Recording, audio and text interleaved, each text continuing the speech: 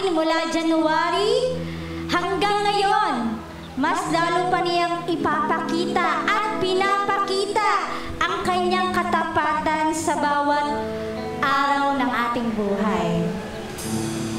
Sabi nga po dun sa Psalm 103, 1-2. Praise the Lord, my soul, all my inmost being. Praise His holy name. Praise the Lord, my soul, and forget not all His benefits. Mga kapatid, sa lahat ng naranasan natin, mabuti man po o may pagsubok, may isang bagay na hindi nagbabago. Ang sukdulang, biyaya at walang hanggang pagmamahal ng ating Diyos. Amen po ba? Ayan. Kaya po ngayong umaga, maaari po ba tayong muli ay tumayo? Sa this morning, sama-sama po tayong patuloy na umawit sa ating Diyos. Sapagkat, grabe, napakabuti ng ating Diyos. Kumbaga wala tayong ibang masasabi kundi, Lord, napakabuti mo. Mula January hanggang ngayon na matatapos na yung November and bukas, December na Panginoon. Grabe yung biyaya niyo, Lord. At ito yung pagkakataon para alalahanin natin kung gaano kasukdulan yung biyaya ng Diyos sa ating buhay. Sabi dun sa unang lyrics na habang hindi karapat-dapat, hindi tayo karapat-dapat, pero tayo ay minahal, tinanggap, at pinatawad ng ating Diyos sa anumang ating karumihan. Kaya, ngayong araw na to, patuloy na alalahanin natin ang walang hanggang pag-ibig ng ating Diyos sa ating buhay. At itong ating pag-awit, ma-honor natin, ibigay natin yung the best at nararapat na pagsamba, pagluwalhati, papuri at pasasalamat sa nag-iisang Diyos na buhay. Sige po, tayo ay patuloy na aawit sa Panginoon. Patuloy natin i-close ang ating eyes at damhin ang presensya ng ating Panginoon Jesus.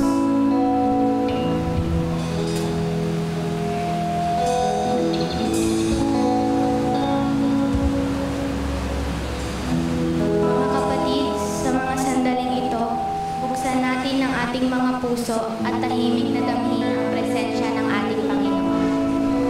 Pumasok tayo sa kanyang mga pintuan ng may pasasalamat at sa kanyang mga silid-simbahan ng may papuri gaya ng sinasabi sa mga awit 100 verse 4. Sabay-sabay nating ialay ang ating puso at kaluluwa at sa tahimik na pananabik awitin natin sukdulang biyaya.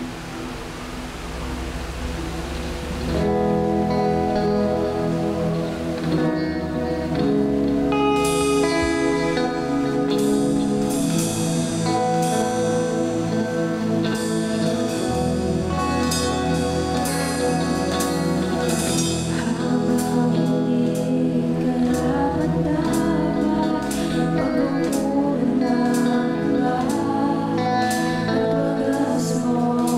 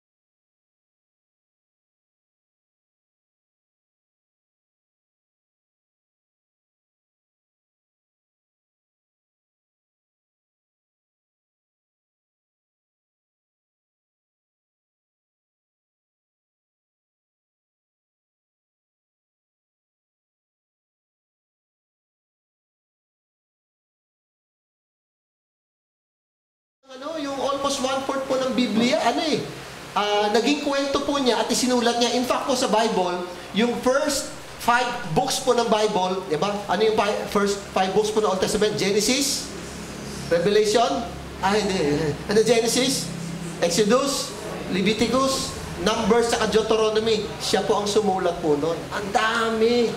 Tapos ang matindi noon, pag pumasok na po yung Exodus, kwento na po niya yon. Hanggang doon na po sa Deuteronomy. Yan. Kaya siya po ay kinilala ng mga Hebreyo, ng mga Hudyo na isang dakilang tao. Parang parang may tao po kasi na from China, pinalayas po siya, no? Pinalayas po siya, parang pinatapon sa isang island na walang kamag-anak, walang ano. Ang ginawa po niya, doon po sa island na yon, talaga ipinangako niya, uunlad itong lugar na to. Pinaunlad po niya, siya po yung isang naging magaling na leader, at isang araw, yung kanya pong bansa na pinangunahan ay umunlad, at ang pangalan po nun ay Singapore. Ang tao pong sinasabi ko po ay si Lee Kuan Yew. Matindi ho yun, na leader, si Lee Kuan Yew. At isa sa mga pinasasalamatan po ni Lee Kuan Yew, nung matanda na po siya, nagsalita po siya, ay yung mga Pilipino. Kasi marami pong domestic helper po sa Singapore ay mga Pilipino.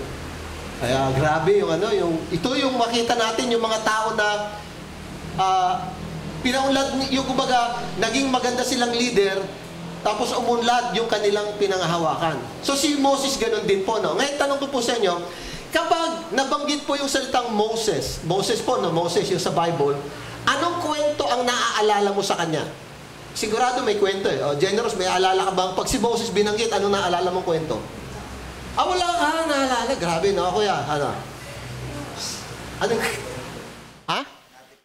Ay, nahati yung dagat. Okay, Jun, anong kwento ni Moses na alam mo? Tulungan natin si Generous. Moses? Nahati yung dagat. Di ba? Mamaya makikita nyo po. Kasi yung isa ayaw tumalon siya nung na swimming pool eh. Tignan mo. Tingnan. Ayaw po niya tumalon ng swimming pool eh. Nandito ba yon? Oo, ayaw niya tumalon ng swimming pool. Okay, sabi natin, Jesus is greater than Moses eh. Sabi niya, tamo no, ayaw niya tumalon ng swimming pool eh. Kasi si Moses na doon, hindi mahati. Mawala ng tubig. So, mapapansin po natin, sige Kuya Jun, anong naalala mo kay Moses? Bukod sa nahati.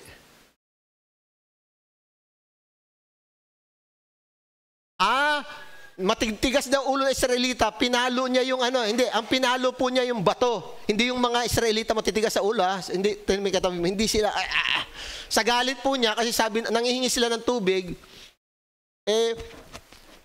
wala na pong ginawa Israel, kundi reklamo lang na reklamo, sa galit ni Moses, sabi niya, Panginoon, dinala mo ba ako dito para, alam mo, itong mga tao ito, gusto na akong patayin eh. Galit na galit siya kasi nga ang titigas ng ulo. Sabi ng Panginoon, sige, kulang sila sa tubig, magsalita ka ro sa bato. Sa galit po niya, hinampas niya yung bato.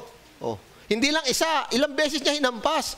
Napahiya ang Panginoon doon. Kaya sabi ng Panginoon, dahil po dyan sa ginawa mo, hindi ka na makapasok sa lupang pangako. Okay, Leo, ano pang kwento? Hinati. Yan, nanguna paglabas sa Israel. Ano pa ate, Moses!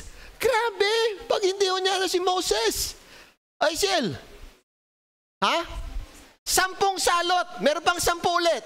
10 utos. Grabe, pag nalimutan niyo yan, si Moses lahat yan. Ba? 10 salot. 10 utos. 10 hada. Yan. Ayaw niyang tumalon. Sabi niya, nandiyan si Moses eh. Mami, pagtalong ko, biglang mahati yung tubig eh. Buko lang abutin niya. Di ba, So, yan. Tandaan po na. So, ang problema mga kapatid, sobrang galang, sobrang sikat ni Moses sa mga Hudyo. Ang ginawa nila, tawag natin idolatry na. Kasi, parang pinantay na nila sa Diyos eh. Kaya nga, yung pag humahanga ka, sobra-sobra sa tao, ay idolatry na po yun eh. Kaya nga pinapakita ng Biblia that Jesus, atras. Okay. Kita naman yun, may bagong office tayo.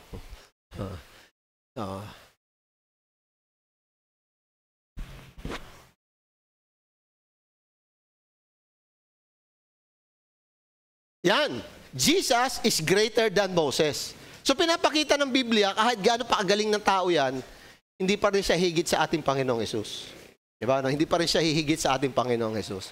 Kasi nga si Jesus, siya na po yung pinakasukdulan. No? So yan, titingnan po natin. Okay, tingnan po natin yung sinasabi po ng Book of Hebrews. No? Sabi po sa Hebrews, mamaya, English lang po ito. No? Sabi nyo, therefore, holy brothers and sisters who share in the heavenly calling, fix your thoughts on Jesus, whom we acknowledge as our apostle and high priest. Sabi po niya dito, no? He was faithful to the one who appointed him, just as Moses was faithful in all God's house. Jesus had been found worthy of greater honor than Moses. So mas mataas daw ang karangalan ni Jesus kaysa kay Moses. Just as the builder of the house has greater honor than the house itself. Siyempre, yung gumawa ng tahanan, mas mahigit pero kaysa doon sa nasa nilalaman ng tahanan. No? For every house is built by someone, but God is the builder of everything. Moses was a faithful as a servant in all God's house. Sabi rito, no? Bearing witness to that would be spoken by God in the future. But Christ is faithful as the Son over God's house, and we are His house, if we indeed, sabi rito, no, we hold firmly to our confidence and hope in which we glory. So dito makita po natin, ikinukumpara po si Moses. Moses is the servant, Jesus is the Son. Siyempre, mas higit yung anak kaysa rin sa alipin. Siyempre, anak ang tagapagmana ng tahanan eh. Yung alipin, tagapaglingkod lang po siya. So yan po yan, no? So, ito po ating pag-aaralan po, no? Titingnan po natin, no? Si Moses ang servant, si Jesus ang Son of God. Now, bakit kinukonsider natin si Moses na he was a great leader? Bakit magaling na tagapanguna po siya, no? Kasi nga, yung mga nabanggit natin, grabe actually, yun po, diba isa sa mga kwento yung burning bush, yung parang yung halaman na umaapoy, kinakausap siya ng Diyos. Wala pong nakaranas po nun. So, mapapansin po natin yung siya po ang nagdala sa Israel ng mga Hebreyo mula sa Ehipto papuntang lupang pangako. Bagamat di nga siya nakapasok dahil po sa nagawa po niyang problema. So, pero still, mga kapatid, siya po ay ating tinitingnan na isa sa pinakamatinding leader o Bible character sa Biblia. Now, tanong natin ganito, bakit ba si Moses ang taas ng tingin ng tao, lalo ng mga Israelita sa kanya? Number one, kasi po mga kapatid, no, he is a man of miracles. Ang dami pong kababalaghan na ginawa ang Diyos sa pamagitan niya. Matindi po siya, no? Matindi yung sample lang po, no? Sample, no? Yun, no? Diba, no? Actually, yung una lang muna ating titingnan, no? Nung paano siya pinanganak at paano siya nabuhay nung panahon ng kapanganakan. So, survival during his birth. Tapos yung mga, yun nga, yung 10 salot, no? Yung miracles, yung mga kababalaghan sa harapan ni Parao, 10 ho yun. 10. Isipin mo, ano yung mga sample? Yung nagkaroon ng kadiliman sa buong Ehipto. Maliban doon sa lugar ng Israel, yung mga Hebreyo. Ang tawag nila doon, Goshen. Madilim sa lahat, parang yung sakop sila ng batilek. Biglang nag-brownout kagabi. Parang ganon, sakop sila ng batilek. Tapos ang kabila, Meralco. Ganon nangyari, no? Yung mga taga-Tipas nakatingin doon sa kabila. Ba't sila may ilaw? Kami wala. Ganon nangyari. Yung mga Ehipsyo ay nakatingin doon sa Goshen, yung lugar ng Israel. Tapos sila ang dilim-dilim sa kanaliwaliwanag. O pangalawa, yung punong-puno ng kuto. Yung kuto. Alam nyo, yung sa mga TikTok, yung wala na mailagay, no? Pati kuto, no? Sobrang daming kuto. Diba, no? Kalimitan ng kinukuto, ano ba yung taong kinukuto lang? Kapag ikaw ay makapal ang buhok. Pati ito mga kalbo, kinuto natin. Sobrang dami. Pero doon sa Israel, wala. Tapos, nagkaroon po ng yung bagyo ng yelo. Kaso yung yelo, hindi ice cube. Nakakita na po kayong bloke-blokeng yelo? Ganong kalalaki ang iniulan na galing sa Diyos. Iba pang nabagsakan ka nun, hindi lang buko la abutin mo doon. Patay ka. So sa Israel, walang ganon. Tapos, yung tubig naging dugo. Isipin mo yung tubig, wala silang mainom. Wala silang mainom. Kaya nung panahong yon, wala ng Red Cross. Kasi ang dami ng dugo. Wala silang mainom. Lahat nung yung ilog nila naging dugo. Grabe. Tapos, nagkaroon po ng sobrang daming balang. Yung locust na talagang grabe. Kinain yung kanilang pananim, pero doon sa Israel, no lugar ng Goshen, walang ganon. So, 10 yun, ang dami. Kaya Moses is a man of miracle. Kaya si Pero, kahit na galit siya, impress siya kay Moses eh. Ang daming himala. Tapos yun nga, yung kinuwento na yung pagdatawid nila sa pulang dagat o yung tatawag nating Red Sea. Actually po, hindi naman talaga siya red. Originally po yan, ang spelling po kasi niya, R-E-E-D, reed. Kasi full of reeds po siya. So, pero tinawag po nilang Red Sea. Pulang dagat po, Red Sea. Okay. Now, isa lang po muna titingnan po natin, Moses, a man of miracle. Titignan natin ngayon, bakit siya yung kanyang kapanganakan ay napakaganda ang kwento. Okay, titignan po natin ha. English po ito. Titignan po natin. Sa Tagalog na po natin babasahin. Yan. Tagalog na po, no? Sige po. Ang babasa po ulit ay yung mga edad. Ayun. Sige. Yung edad po na 0 years old hanggang 20. Verse 8. Tapos 21 hanggang 35, 9. Yung 35 hanggang pataas, ano na po yun? Ano na po yun? Yung mga PWD. Person with discount. 36 pataas, kayo po'y 10. Palitan po, palitan. Sige. Okay, pero pag may bubabasa po, wag naman yung insultuhin yung katabi nyo. Edad lang naman ang nalalaman dito. Okay, sige po. 0 age hanggang 20, no? 20. Ready, go.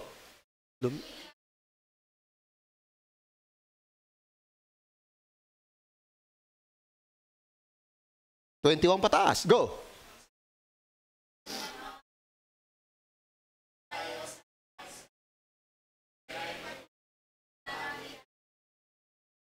Okay, go. Kailangan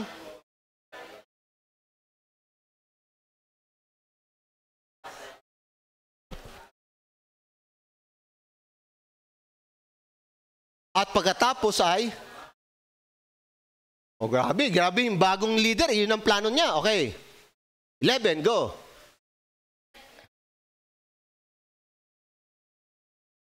Upang ipinagawa.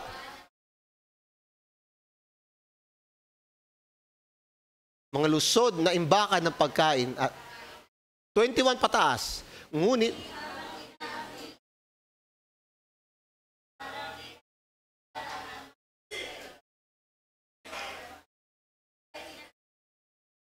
okay. Dahil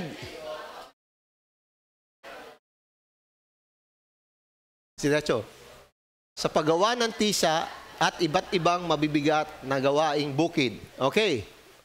Isang araw, 0. Go. Isang ipinatawag Sipra at Puwa, ang mga kumadro ng Ebreyo. Diretso, go. Sa pagpapaanak ninyo. Yan.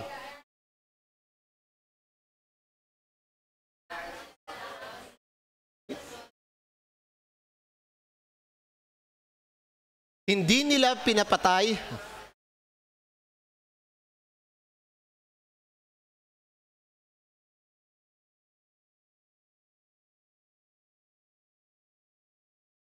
Okay, ako na lang po.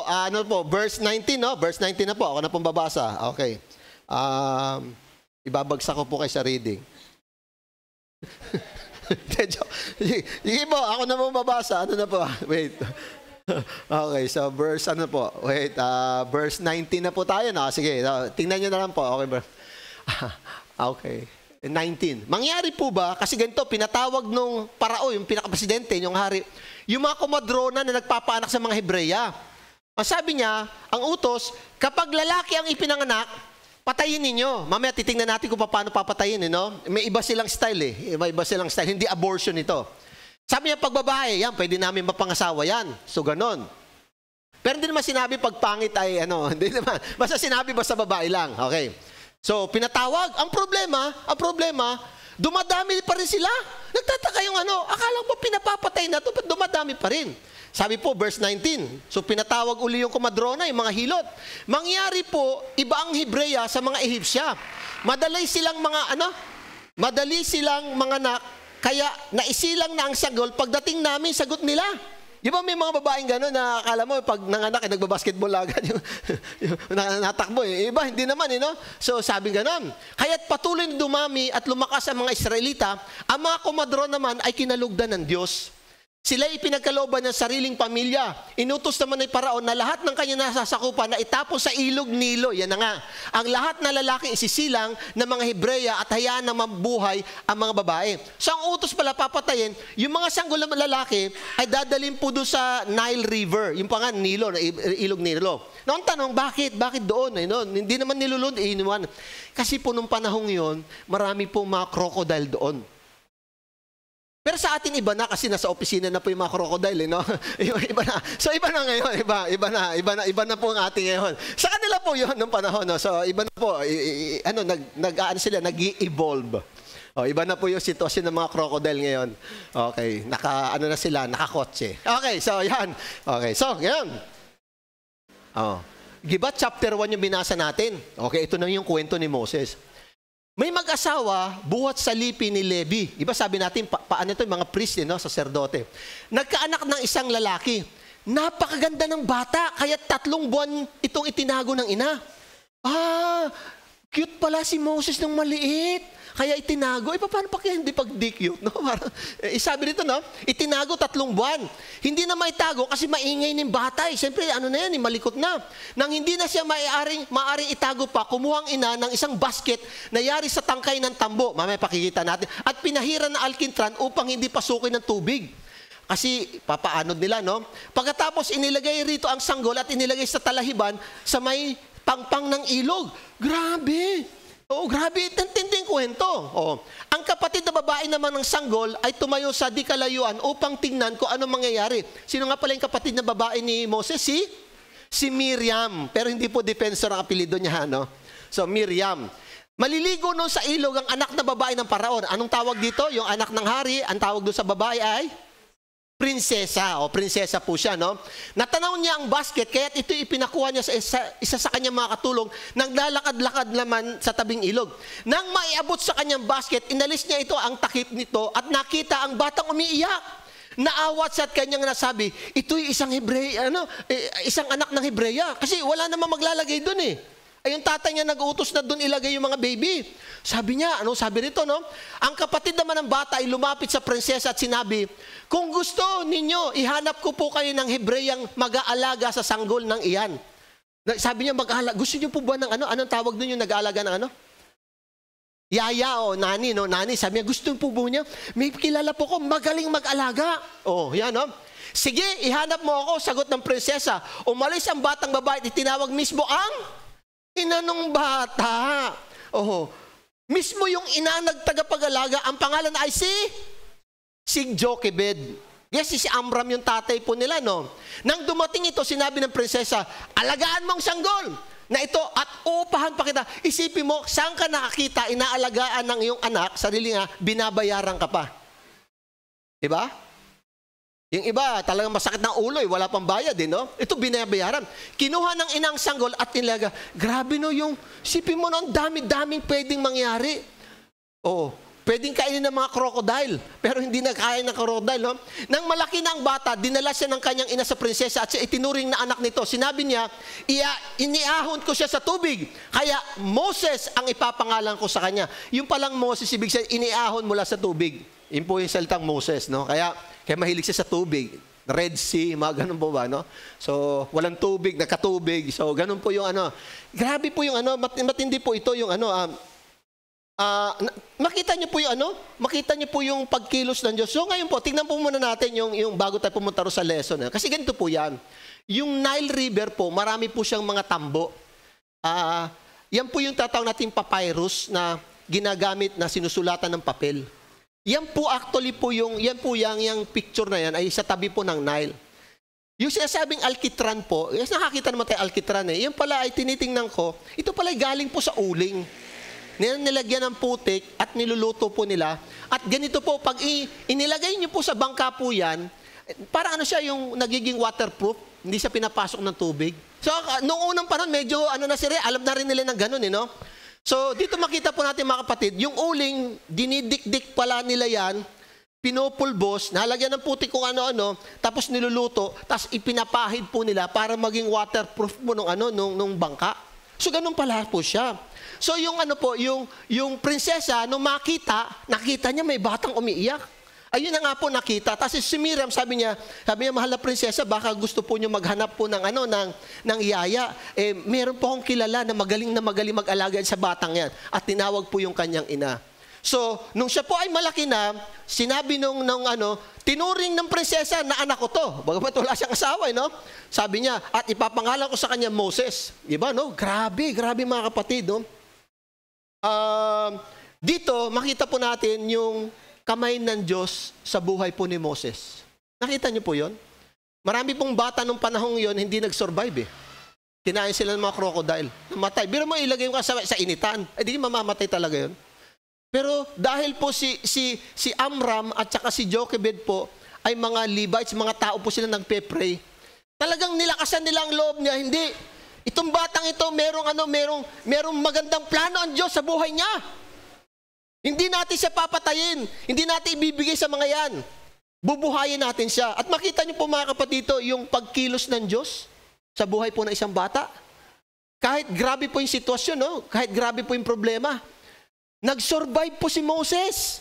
Grabe. So, ang buhay po ni Moses na hati po sa 4 na 40 years. 40.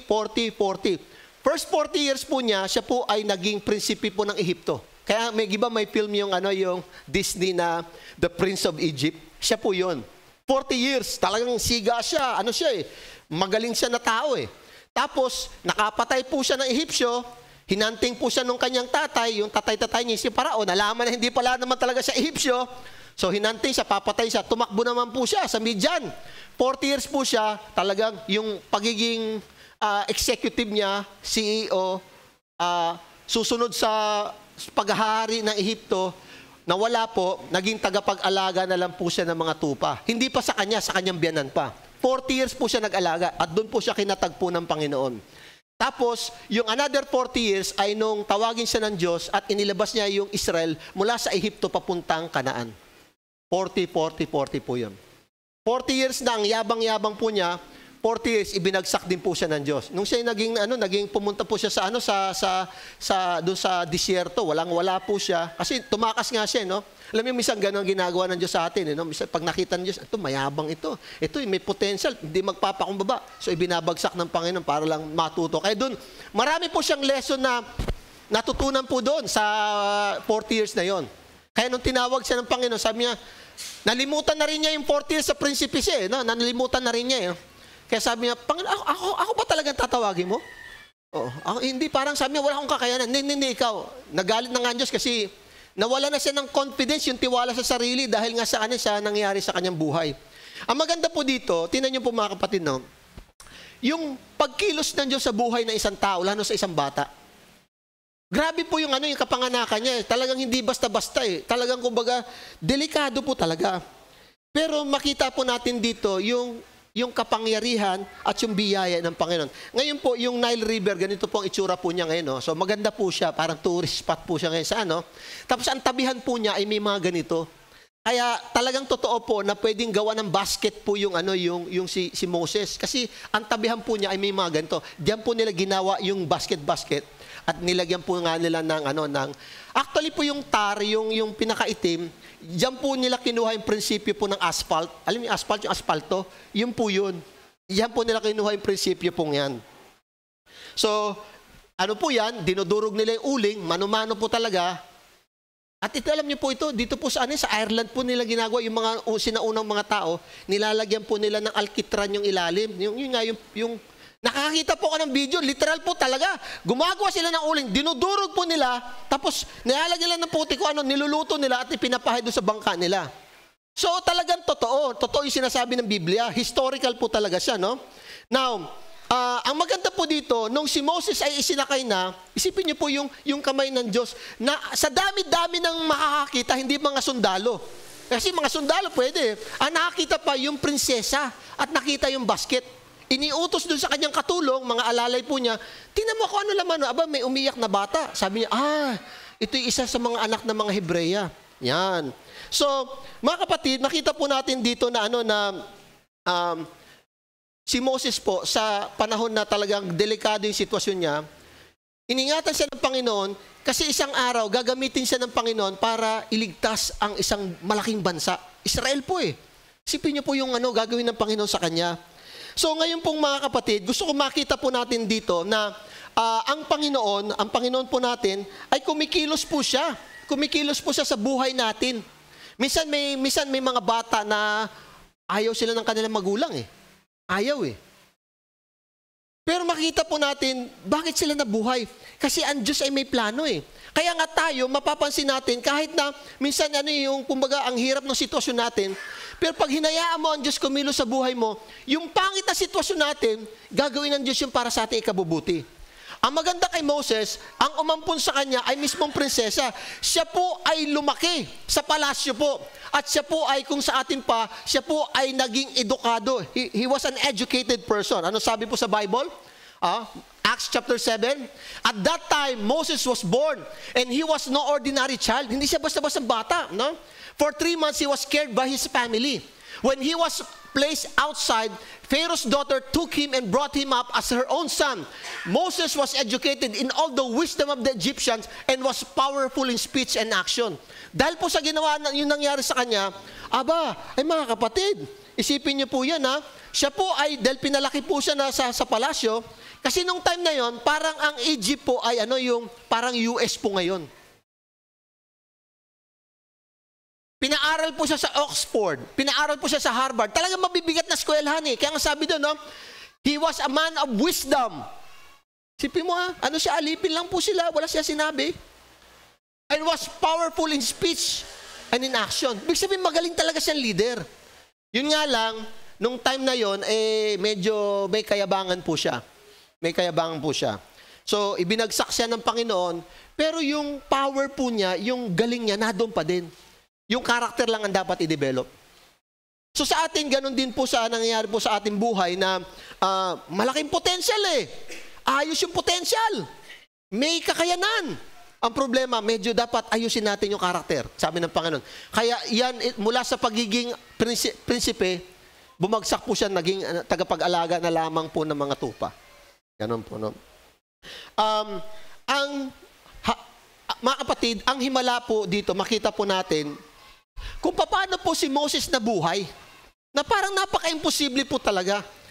Di ba napaka-imposible po, no? Pero makita po natin dito yung, tawag natin yung divine intervention, kung paano pumasok sa kwento ang Diyos. Oh. Now, babalikan po natin yung dalawa pong hilot, yung si Sipra at si Puwa. Diba, no? Si Sipra at si Puwa. Ang sabi po kasi nung parao, ganito yan, no? Kapag lalaki ang ipapanganak, dapat yan ipatayin nyo. Pag hindi babae, bayaan mo siya mabuhay. Ano sabi doon sa binasa natin? Dahil sila ay may takot sa Diyos. Hindi sila tumalima sa utos ng paraon. Hindi sila tumalima eh. Kaya nung sinabi ng Biblia, kaya binigyan sila ng Diyos ng sarili nilang pamilya. Kumbaga, ni-reward ng Diyos yung kanilang obedience, no? Mga kapatid, ito po yung lesson. Ito po yung lesson makikita po natin, no? Tindigan natin yung tama. Tama naman, ba't mo papatayin yun? Tindigan mo yung tama. Matindi pong pressure yun, pwede silang papatayin ng parao. Pero makita mo yung pagkilos ng Diyos, hindi naman sila pinatay. Kinakausap din lang sila eh. Diyan po mga kapatid, makita po natin yung pagsunod, yung sabi kasi, dahil sa takot nila sa Diyos, hindi nila sinusunod yung masamang utos ng hari. Yan. Minsan po, no, kapag ganun po yung nangyari, na una sa atin yung takot, kasi mawawalan ka ng trabaho pag nag-iayos ka, no? Di ba? Parang nakita ko po sa Facebook, parang may nagbalik yata na yung 110 million, parang ganun, no? Sabi, kalakaran. Matindi. Paano pag nakapasok ka doon? Anong gagawin mo? Di ba?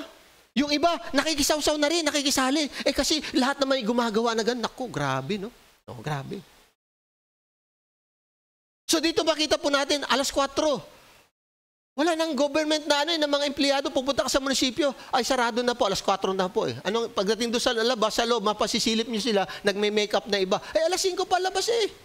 Ganon po yung kalakaran. Ganon po yung kalakaran na. Kumbaga, makikita natin, ang tao wala namang yung talagang pagmamalasakit sa iba. Pero ito pong mga hilot na ito, yung mga Komodoro na si Sipra at si Puwa, nagkaroon sila ng takot sa Diyos. Hindi natin papatay nito. Nag-usap sila, hindi natin. Mas natatakot kami sa Diyos kaysa sa kay Paraon. Anong sabi doon? Biniyayaan sila ng Panginoon ng sarili ng pamilya. O balikan natin yung kwento. Sige, ito, tinatin para makita natin yung talata, no? Yan.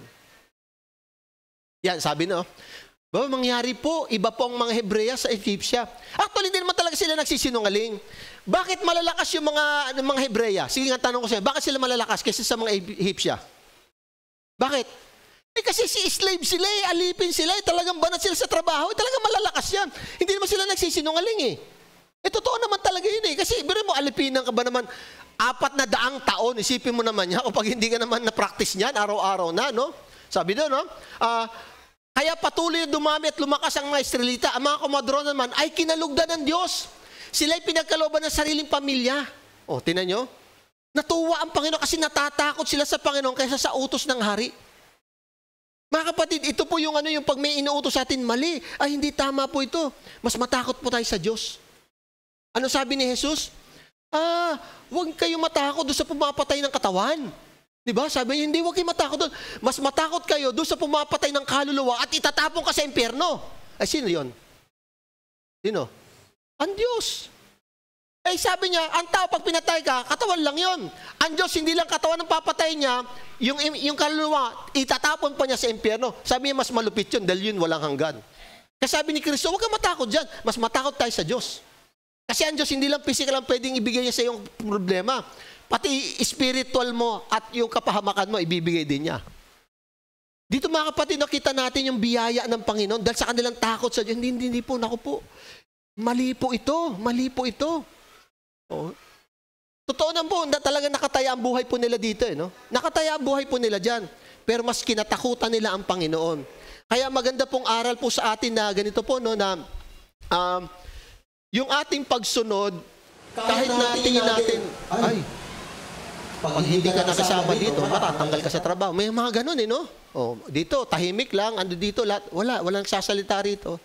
Yung mga nangyayari dito, walang nagsasalita, walang nagre-report dito. Di ba? Paano kung Christian ka, anong gagawin mo? Ganun din. So, hindi po pwede. Makita po natin dito na kinalugdan sila ng Panginoon. Oh, di ba? So, tingnan po natin, no? Kasi sabi po rito, yung ating aralin po, susunod po natin aralin, no? The importance of human action and divine providence. Ang kahalagahan ng ating pagkilos at pagkilos ng Diyos. Tandaan niyo mga kapatid, ang Diyos naman talaga kumikilos Kaso nga lang, merong partnership sa atin. Parang yung kaligtasan, si Jesus ibinigay ang buhay para sa ating kaligtasan. Kaso ang tao kinakailangan tumugon ng pagsisisi at pananalig sa Kanya. So meron pong bahagi po tayo. Nung si Zacchaeus po ay nakakilala sa Panginoon. Diba? Bumisita si Jesus, ano sabi niya? Panginoon, kalahati na aking kayamanan ibibigay ko sa mahirap. Kalahati agad hindi pa tinuturuan niya about tithes. Wala pang giving na Bible study doon. At kung meron daw siyang nilokong mga tao, ilang ulit daw niya ibabalik? 4 na ulit. Grabe yung conviction ang tanong ka ngayon, may tinanong kasi kay Arvin, na-short ba si Zacchaeus? Kasi yung kalahati, ibibigay niya doon sa mahirap. Tapos yung mga niloko niya, babayaran niya ng 4 na beses. Na-short kaya si Zacchaeus? Na-short kaya siya? Yung kinulang ba siya doon sa kanyang commitment? Na-short kaya? Bakit? Tama. Hindi siya na-short. Huwag kayong mag-alala, di siya mas-short. Dahil sa kanyang pagsunod, ang Diyos ang magbibigay sa kanya ng biyaya din naman Kaya yung mga commitment po natin, huwag kang mag-alala. Sundin mo lang siya sabi ng Panginoon, huwag kang mag-alala, hindi ka pababayaan ng Panginoon dahil sumunod kayo, no? So makita po natin dito mga kapatid, yung pagkilos ng Diyos, sinasamahan din ng pagkilos ng tao. Ganun po siya. Yung ganun, hindi pa pwedeng wala. Diba? So, itong si Amram tsaka si Jochebed, bilang pagtalima sa Panginoon, hindi natin pwede ipapatay itong batang ito. Hindi tama yan, murder yan eh, pagpatayan. Kaso merong kautusan na bawal, hindi pwede. Makita nyo, dahil sa kanilang pagsunod sa Diyos, kumilos ang Panginoon, nakita nyo yung paano ng Diyos iniligtas si Moses. Amen po ba mga kapatid? Ito po yung aral po sa atin na, naku, paano to? Hindi, tuparin mo muna. Natatandaan niyo po ba yung kay Ilyas? Sabi ng Panginoon, giba nagkaroon ng tagtuyo, tagutom, 7 taon, wala na siya makain. Sabi, yung mga uwak, wala na rin makuha. Sabi ng Panginoon kay Ilyas, pumunta ka sa Sarepat, meron dong balo magpapakain sa iyo. Di pumunta nga siya doon. Doon sa labas ng lungsod, may babaeng namumulot ng mga panggatong. Sabi niya, Ginang, painumin mo ako ng tubig. Nauhaw na uhaw ako. Sabi niya, di kinuha niya. Pagbalik niya, sabi niya, Ginang, meron ka bang pagkain? May tinapay ka ba? Naku, sabi niya, sir, pasensya na po kayo. Ito nga pong, itong panggatong na to, lulutuin ko po yung maliit na harina, pagsasaluhan lang naming anak. Pero pagtapos nito, hindi na namin alam kung saan po kami kukuha ng pagkain. Ano sabi ni Ilyas? Ganito, pakainin mo muna ako. At sinabi ng Panginoon, bago matapos, sabi niya, hanggang sa matapos itong tagtuyod na ito, taggutom, hindi kayo mamamatay sa gutom. Magkakalob sa iyong Panginoon. Alam mo ginawa ng babae? Sumunod siya. At ang sabi, hanggang sa matapos yung 7 taon, nakasurvive sila. Amen po ba mga kapatid? Kasi nga yung pananampalataya, ang Diyos nakilos kapag sumusunod ka. Amen po ba? Kinakailangan, kasi sabi natin, hintayin ko na muna ang Diyos sumilo. Nakatayo ka? Hindi ba pwede yun? Sakbangan mo rin. Kasi nga yung pagtitiwala sa Panginoon eh. So si Jochebed at si Amram, hindi pwede, hindi natin papatayin yan. Labag sa Panginoon yan. O, tinan nyo yung nangyari, nabuhay yung kanilang anak. Wala namang dyan sa kwento, pero siguro yung ibang mga mag-asawa ng mga Hebreyo na yon, dahil hindi sumunod, di namatay anak nila. Kasi tumalima sila doon sa maling utos eh. Diba? Pangalawa, tingnan po natin. Ito pang pangalawang lesson mga kapatid, no? Sabi natin, faith requires action. Ang pananalig ay nangangailangan din ng pagkilos. Diba? Yung pagtitiwala. Sige, okay. Short tayo. Sige, tuloy tayo magtrabaho. Magtrabaho tayo na ayos. Huwag kayong mag-alala. Nagbigay ka, huwag kang mag-alala. Sa Diyos naman yan eh. Di ba lahat naman yan? Tingnan natin. Tingnan natin kung ano mangyayari. So, hayaan natin, pagtiwala natin sa Panginoon ito. Ang labo eh. Ang labo eh. Ang labo. Habang pinapipray ko yung ating bansa, lalo ko nakikita yung grabe Panginoon, parang wala ng pag-asa. Pero hindi, siya tuloy lang prayer.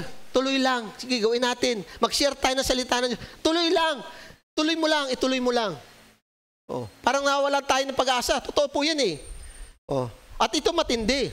Ito po matindi, no?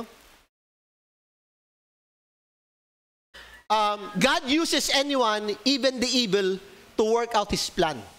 Kahit sino, maaring gamitin ng Diyos upang maganap ang kanyang layon. Tama po ba yun? Yung mga Ehipsyo, evil yun. Pero papatayin mo yung inalipin mo na yung mga tao. Papatayin mo pa yung mga anak. Ay di napaka-evil, napakasama nun. Pero hindi mo ba alam na yung evil na yun, yun ang ginamit na Diyos para masurvive si Moses? Amin po ba? Kaya ang Diyos, kahit yan masama, pwedeng gamitin niya ng Panginoon. Huwag kang mag-alala, problema ng Diyos yung paano.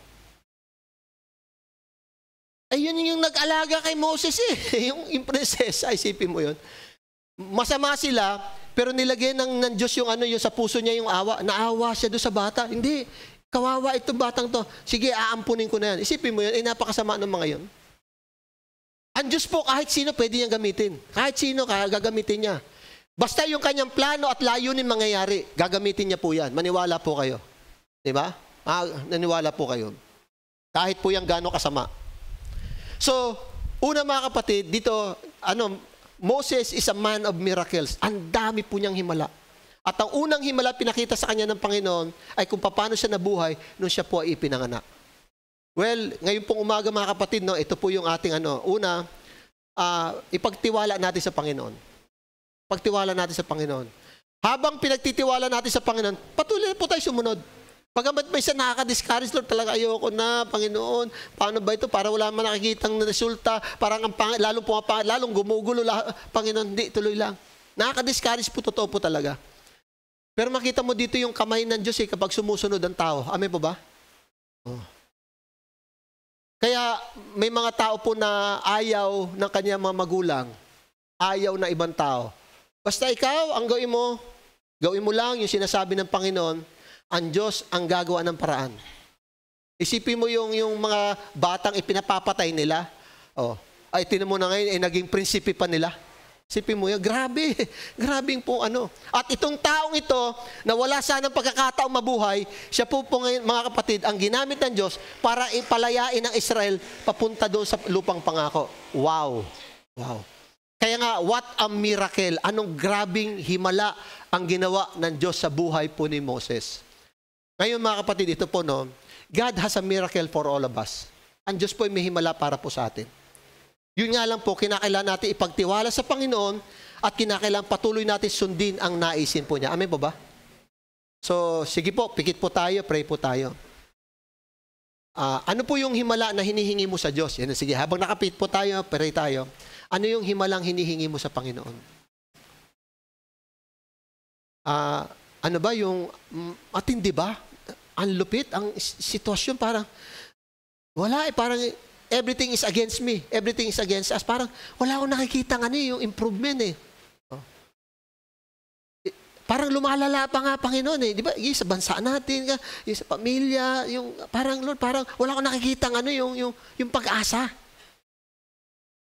Ang challenge po, katulad po ni Jochebed, yung magulang ni Moses, hindi. Pagtiwala natin to sa Diyos. Sundin natin, bubuhayin natin to batang ito. Kasi ito ang kalooban ng Diyos. Hindi kalooban Diyos sa patayin nito batang. Hindi yan. Hindi tama yon. Talagang pinanindigan nila. Kaya yung pananampalataya po nila ay sinuklian ng Diyos ng pagpapala. Ngayong umaga mga kapatid, are you praying for a miracle? Nagpe-pray ka ba ng himala? Are you praying for a miracle? May himala ang Diyos. Kaso nga lang, the Lord needs your obedience. Kailangan may pagsunod. Wala pa, okay lang, diretso lang. Alam niyo po yung mag-asawang yun, hindi naman nila inaasahan na magkakaganon nito Hindi na alam. Pero alam niyo, dahil sa pagsunod nila sa Panginoon, ang Diyos ay pumasok na, nakialam na ang Panginoon. Kasi merong obedience May pagtitiwala, may pagsunod. Hallelujah. Panginoon, sa umagang ito, patawarin niyo kami. Ako po, Panginoon. Lord, kasi nawawalan kami ng pagtitiwala na rin, Lord Parang, ganun na rin pala naman. Sige, kung ganun, wag na. Ganun, Panginoon, minsan naging attitude namin. Kaya yung aming pagsunod na udlot tumigil na Kasi, hindi na kami umasa, Panginoon. Hindi na kami nagtiwala. Salamat, Lord, sa buhay ng mga magulang ni Moses, si Jochebed, at si Amram. Grabe, Panginoon, yung takot, yung kaba. Hindi na maitago siya. Siyempre, yung bata umiiyak na yan, malikot na yan. Maririnig na may bata. Baka nga yung kapitbahay, pwede magsumbong. Binuhay nila lalaki. Bawal pa naman yun. Hindi, Lord. Grabe. Grabe, Panginoon. Pero dahil nakita nila, ang Diyos ay may plano sa batang ito. Mas kinatakutan nila ang Diyos kaysa kay Paraon. Maging, Panginoon, yung mga hilot na to, si Sipra at saka si Puwa, Panginoon.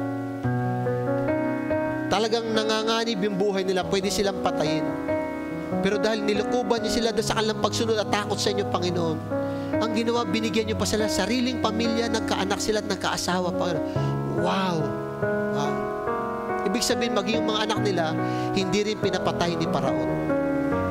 Panginoon, sa umagang ito, we are waiting for miracle, Lord Meron kami hinihingi, Panginoon. Pero as we wait, habang naghihintay kami, Panginoon, tulungan niyo po kami, Lord, na gawin yung kalooban niyo. Magpatuloy kami, magtiwala. Bagamat parang ang labo, Panginoon parang wala kaming nakikitang pag-asa. Wala kaming nakikitang liwanag parang lalong gumugulo. Pero hindi dapat kami tumingin doon Dapat tumingin kami sa Panginoong Jesus because Jesus is greater than. Jesus is better. Hallelujah. Salamat, Panginoon, sa iyong salita. Pinabalik po namin ang papuri sa inyo in Jesus' name. Amen. Palakpakan po natin, Panginoon. Good morning po.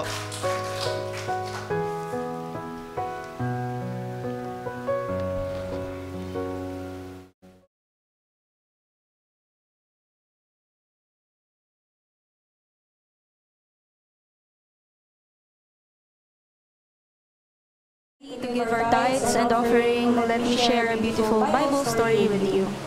In 2 Kings 4:1-7, there was a widow who came to Elisha because she was in deep trouble. She had no money left, no resources, and her creditors were about to take her 2 sons. Elisha asked her, "What do you have in your house?" She answered, "Nothing except a small jar of oil." Elisha then told her to borrow as many empty jars as she could from her neighbors and start pouring her little oil into them. And then the miracle happened. The oil never ran out until every jar was completely filled. That oil became enough to pay her debts and provide for her whole family. This story reminds us that God can multiply even the little we offer. Small becomes more than enough when we trust and obey Him. And God's provision flows where there is faith. Today, as we give, sometimes we feel like what we have is small. Parang, Lord, ito lang po ang meron ako. But just like the widow's oil, God can bless, multiply, and use whatever we surrender to Him with a faithful and willing heart. Let's pray. Lord, thank you because you are the God who multiplies even the little that we have. As we give our tithes and offering, fill our jars, fill every empty jars in our lives, our needs, our families, and our dreams. Thank you po. In Jesus' name we pray. Amen. Pwede na po tayong magkaloob. At yun pong mga kapatiran natin na willing magbigay po for via online platforms po, i-flash po sa screen yung ating QR code. Thank you po.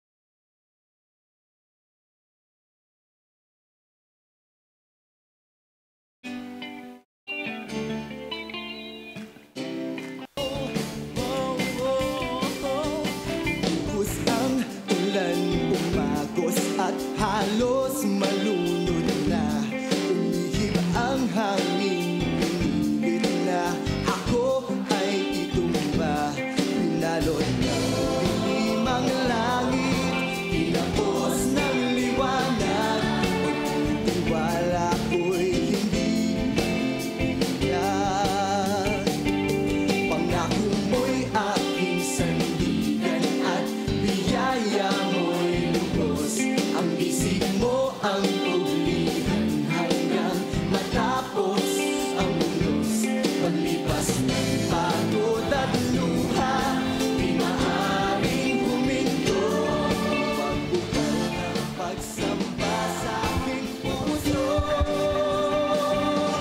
tuloy ang awit, sigaw ng aking pusong nagtagumpay.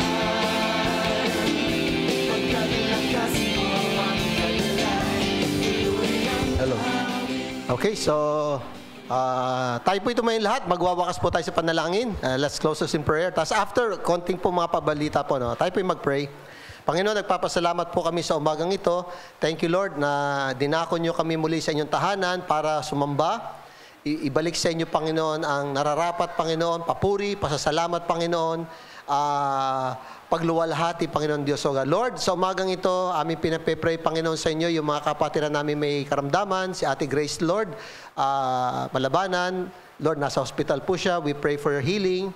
Panginoon, maging yung iba po, Panginoon, si Kuya Ian din po, Gonsalvo, dalangin po namin yung biyaya at patuloy na kagalingan para sa kanya din, O Lord. Iba pa ho namin mga kasama, Panginoon, na may karamdaman, please Lord, extend your blessing and healing, Lord, for them. Maging Panginoon, doon sa bawat isa na narito, Lord, igawad po niyo ang kapayapaan, ang pagpapala, Panginoon Diyos, at patuloy na biyaya sa bawat isa sa mga gawa ng aming mga kamay itong linggong ito, Panginoon. Thank you, Lord. Ito po aming dalangin sa pangalan ng Ama, ng Anak, at ng Santong Espiritu. Magsabi po tayo ng Amen. Amen. Palapan po natin, Panginoon. Upo muna tayo para po sa ilang pagbabalita.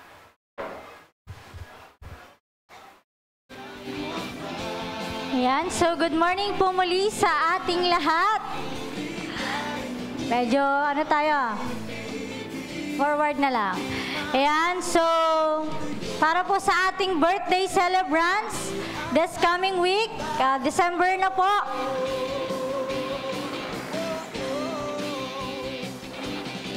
Birthday celebrants, Kuya.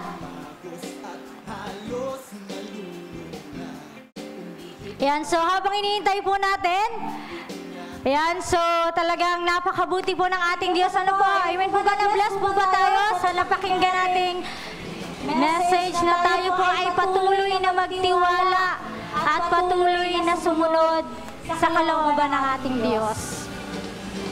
Ayan, so para po sa ating mga regular activities, ayan, so unahin ko na po muna yung ating mga announcement. Patuloy pa rin po ang ating prayer meeting. Every Tuesday po yun, 5:30 p.m. dito po sa church. At yung daily prayer po natin dito po sa Children Ministry. Also 5:30 p.m. din po yun. And then, patuloy pa rin po ang ating night of prayer and worship po. Every last Friday of the month. Noong Friday po, nagkaroon po tayo ng pananalangin po. Night of prayer and worship noong Friday. At patuloy pa rin po ang ating Ignite every Saturday, 1 p.m. At patuloy po namin in-encourage ang bawat youth na tayo po ay sama-sama na maki-join, maki-fellowship po sa ating mga kabataan po. And isa po po, excited na po pala ang anniversary na po. Malapit na, December 14. Ayan, so yun po ay 1 p.m. po. Dito po yun sa church. Diyan ba? Ayan, so ang ating pong team ay each one fasting on the faith. Yan, December 14 po, 1 p.m. At tuloy-tuloy lang po natin ipag-pray ang ating pong invitees po. Talagang ang Lord ang kumilos po sa kanilang mga buhay po. Ayan, dito na tayo. Yan, so para po sa ating birthday celebrant this coming week, starting tomorrow, December na po, mag-birthday po si Ate Marie Flores bukas. Happy birthday po, Ate Marie. And then, sa December 5 naman po ay si Shan, anak po ni Ate Ruth. Happy birthday po. At si Andre Gonzales po sa December 8, anak naman po ni Ma'am Maylin. Yan, so happy birthday po sa ating mga kapatid at patuloy na tayo po ay patuloy na yung biyaya ng Panginoon, patuloy nating maranasan at patuloy tayong makasunod sa kanyang kalooban. Yan, so meron po tayong visitors. Si Ate Rica Ignacio. Hello po. Pwede po ba tayo? Sige, okay lang po. Ayan, si Ate Rica po. And then, si Ate Francine. Hello po. Ayan, so welcome po sa Tiyabay, Tipas. At hopefully and praying po na makasama po namin kayo sa mga susunod pa pang Sunday. Ayan, so meron po tayong other announcement po na i-announce naman po sa atin ni Ate Michelle.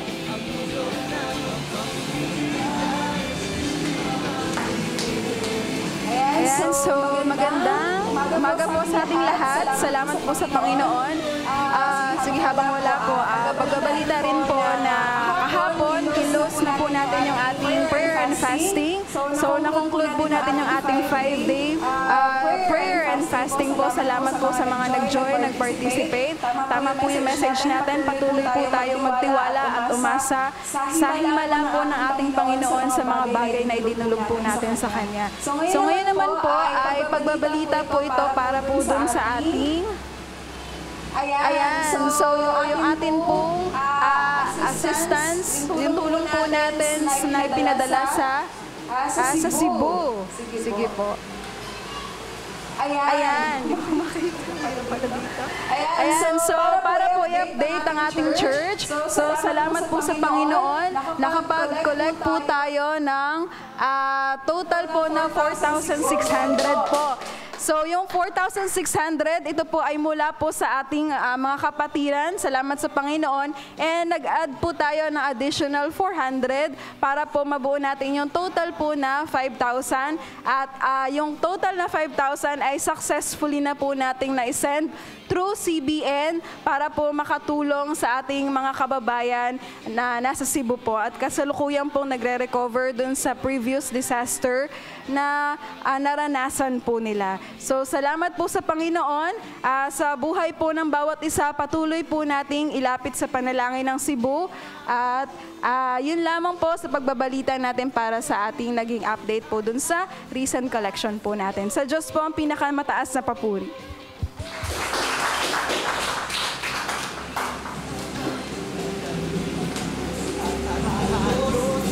Yan, so salamat po sa Lord sa isang linggo pong natapos. Bigyan po natin ng pinakamataas na palakpak at papuri ang ating Diyos sa isa na namang linggong natapos po. Yan, so para po sa ating server for today, ang ating pong mga katatayan. At para po sa isang pong announcement, starting po sa Monday, magsisimula na po ang ating cleaning. Lilinisan po tayo dito for preparation po sa ating anniversary starting Monday, and then ang final po ay sa Sunday. And then mamaya din po, magkakaroon na din po tayo ng, simula na din po yung pagpa-practice po natin ng ating pong special number para po sa ating Diyos, yung Build Your Church. At inaasahan po ang lahat na makasama po sa ating pong pagpa-practice. Ito naman po ay para sa Diyos. Ano po? So yun lang naman po. Yan, sa Diyos po ang kapurihan. Salamat po sa ating lahat. To God be the highest glory po. Yan, pwede